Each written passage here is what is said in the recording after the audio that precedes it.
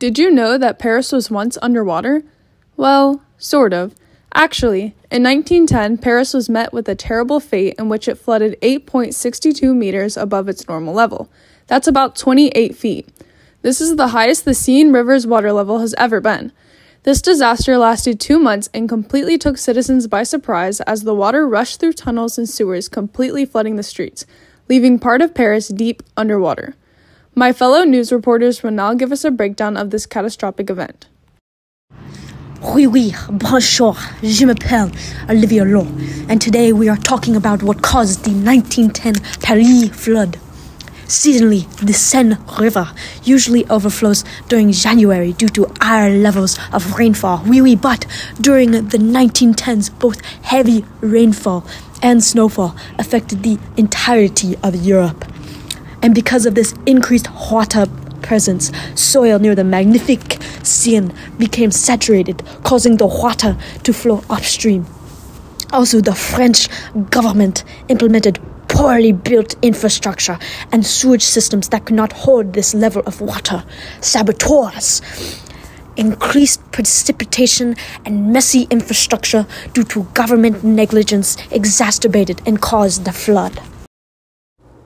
The flooding affected a large part of the city of Paris, although the first signs of flooding were initially ignored because the river rising was a fairly normal event. Signs of flooding included rapid river rise and the presence of debris. Then, the water rose from overflowing drains and sewer tunnel systems, and flooding quickly overwhelmed subway tunnels. Lots of infrastructure was damaged, including 4 train stations and several hundred streets, and many neighborhoods along the riverbank. Newly constructed man-made tunnels helped water travel throughout the city, a new advancement that actually increased the magnitude of the flooding. Damage extended into the outer districts of Paris.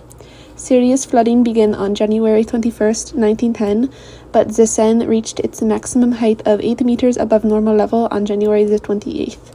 The flood lasted for 2 months. The Seine returned to its normal level in March.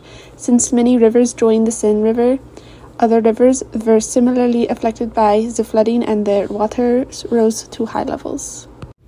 The Paris flood of 1910 had grave societal and economic impacts.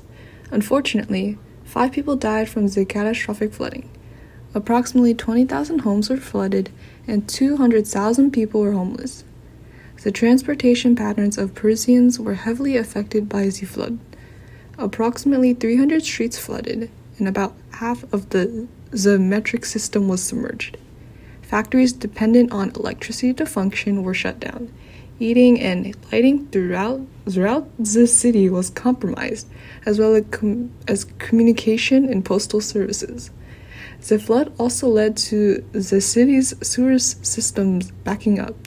This raised several health concerns as sewers and septic systems that would not have normally made contact with water interacted with the river water, which Parisians then needed to travel through. There was a significant increase in typhoid and scarlet fever cases due to the contaminated water. After the flooding, the city required repairs. The total cost to repair the damage was around 400 million francs, which equates to around 1 billion euros today. Due to these effects, there has been some strategies put in place to mitigate the severe consequences of future flooding. In the direct response to the flooding, the Parisians built many of their own bridges before any other new infrastructure could be built. They used boats to move around throughout the water. Many dams and reservoirs were built upstream soon after these disasters to help mitigate the water levels. Urban landscape was quickly rebuilt following the event and all traces of the flood vanished. The catastrophe was largely forgotten about years afterwards, but was mainly remembered throughout the passing of postcards that contained pictures of the tragedy. Well, that's all for now. Au revoir, oui.